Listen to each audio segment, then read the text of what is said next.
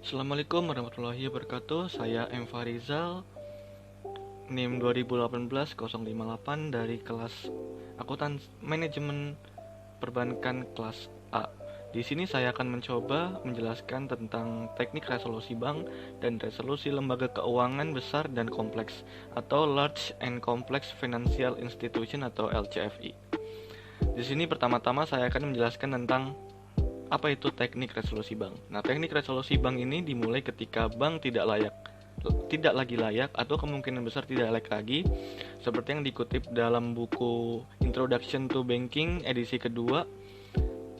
Ada beberapa teknik atau cara yang dapat digunakan untuk menangani bank yang bermasalah ini. Dan metode-metode ini dalam beberapa kasus dapat menjadi alternatif dalam kasus lain. Nah, yang pertama adalah liquidation atau prosedur kebangkrutan bank. Pada metode liquidation ini, aset bank gagal akan dijual dan dicairkan oleh LPS. Nah, LPS di sini itu sebagai otoritas resolusi. Sedangkan kewajiban bank tersebut akan diselesaikan menurut urutan yang diatur dalam pasal 54 UU LPS.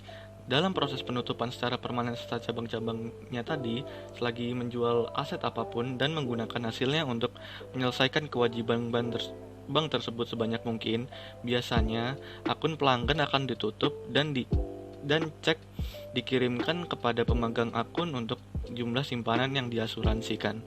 Sebagian besar bank yang bangkrut berakhir dengan penjualan aset-asetnya yang seperti saya jelaskan tadi. Beberapa bank dalam likuidasi asetnya dibeli oleh bank yang sehat dan rekening pelanggan tidak perlu ditutup, sehingga masih tetap bisa berjalan.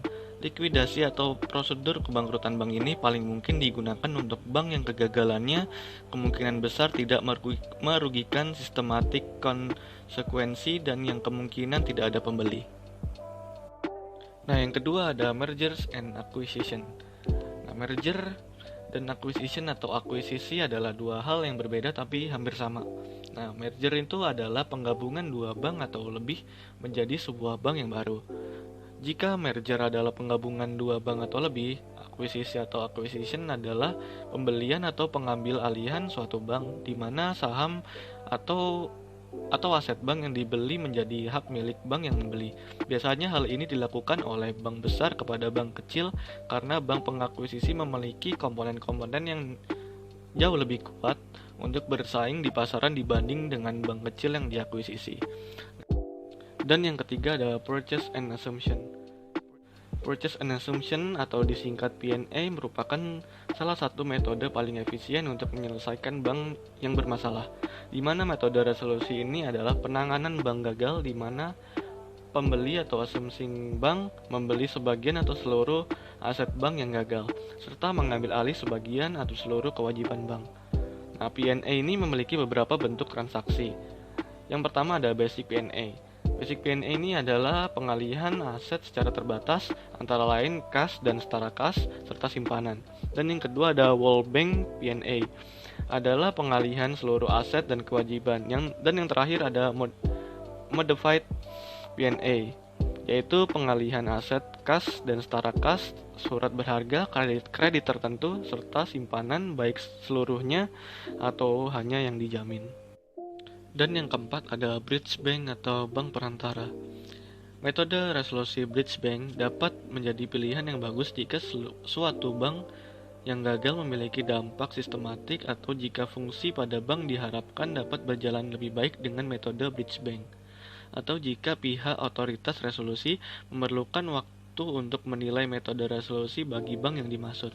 Dalam skenario metode ini, otoritas resolusi bertindak sebagai pihak yang mengakuisisi dengan membuat bank umum yang dirancang sebagai sarana resolusi dengan menerima pengalihan sebagian atau seluruh aset dan kewajiban bank yang ditangani oleh LPS atau lembaga penjamin simpanan sebagai pihak otoritas resolusi. Dan juga bridge bank mungkin menjadi pilihan terbaik jika solusi sektor swasta memerlukan lebih banyak waktu untuk mengatur solusi tersebut. Misalnya karena calon pembeli sektor swasta atau private sector participation atau PSP perlu melakukan uji tuntas lebih lanjut pada pembukuan bank. Dan yang terakhir ada Open Bank Assistance. Dengan memilih metode resolusi ini, LPS akan memberikan penambahan modal sampai bank tersebut memenuhi ketentuan tingkat solvabilitas dan tingkat likuiditas. Seluruh biaya penyelamatan bank yang dikeluarkan oleh LPS tersebut menjadi penyertaan modal sementara LPS pada bank. Bantuan ini dapat berbentuk pinjaman, pembelian aset, suntikan modal, atau pembelian instrumen hutang lainnya. Dalam beberapa keadaan, otoritas pengawas mungkin memilih untuk sabar dalam menerapkan peraturan, terutama yang berkaitan dengan kecukupan modal. Selanjutnya saya akan menjelaskan tentang resolusi lembaga keuangan besar dan kompleks atau Large and Complex Financial Institution atau disingkat LCFI. Metode penyelesaian yang dibahas dalam bagian sebelumnya tidak dirancang untuk mengatasi kegagalan dalam lembaga keuangan besar dan kompleks atau LCFI, di mana LCFI atau juga biasa disebut dengan lembaga keuangan yang penting secara sistematik adalah lembaga keuangan besar yang beroperasi lintas batas dan di banyak area bisnis. Mereka memiliki struktur permodalan yang kompleks dan dapat didanai oleh berbagai jenis kewajiban. Reformasi besar sedang dipertimbangkan di dalam negeri dan internasional untuk mengatasi masalah ini dan untuk menjaga stabilitas sistem keuangan jika terjadi kegagalan pada LCFI. Reformasi regulasi utama dirancang untuk mengurangi kontribusi resiko sistematik LCFI dan memasukkan proposal untuk membebankan biaya modal tambahan pada SIFI, serta proposal untuk memfasilitasi penyelesaian lembaga lintas batas. Nah, SIF itu adalah Systematically Important Financial Institution, yang dimana CV ini adalah bank, perusahaan asuransi, atau lembaga keuangan lain yang kegagalannya dapat memicu krisis keuangan. Nah, tindakan yang mempengaruhi struktur organisasi atau ruang lingkup kegiatan LCFI ini juga sedang dibahas. Berikut rangkuman inisiatif regulasi utama ini di tingkat nasional dan internasional dan jadwal yang diusul untuk implementasi dan beberapa regulasi untuk mengurangi kontribusi resiko sistemik CV ini dan memperkenalkan langkah-langkah untuk meningkatkan kapasitas regulator untuk menyelesaikan CV. Inisiatif regulasi ini terbagi atas dua reformasi, yaitu reformasi global dan reformasi nasional. Nah, di reformasi global ini yang pertama ada standar permodalan Basel III yang bertujuan untuk mengubah definisi modal. Yang kedua ada beban modal Basel III yang bertujuan untuk penilaian risiko yang lebih baik. Yang ketiga ada biaya tambahan GSIB yang bertujuan untuk jumlah tambahan ekuitas umum untuk bank yang penting secara sistematik. Yang keempat ada likuiditas Basel III persyaratan yang bertujuan untuk rasio kecukupan likuiditas membutuhkan aset likuid berkualitas tinggi yang cukup untuk memenuhi arus keluar 10 hari. Yang kelima ada rasio leverage Basel yang bertujuan untuk menetapkan batas atas ukuran exposure. Yang keenam ada kompensasi FSB pedoman yang bertujuan untuk tanggung jawab dewan untuk kebijakan kompensasi. Yang ketujuh ada tata kelola perusahaan yang bertujuan untuk penekanan tata kelola perusahaan yang kuat termasuk peran dewan direksi bank. Yang ke-8 ada resolusi GSIFI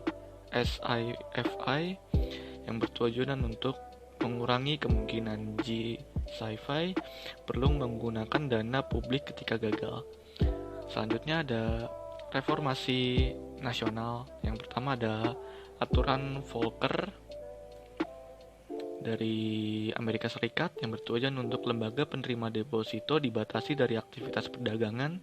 Yang kedua ada Vickers Report dari Inggris yang bertujuan untuk bank retail Inggris ring fencing bank retail Inggris dari aktivitas perbankan investasi. Yang ketiga ada pemulihan bank dan resolusi direktif dari Eropa yang bertujuan untuk modal tambahan untuk entitas berpagar cincin. Nah, untuk lebih lengkapnya bisa kalian lihat di sini.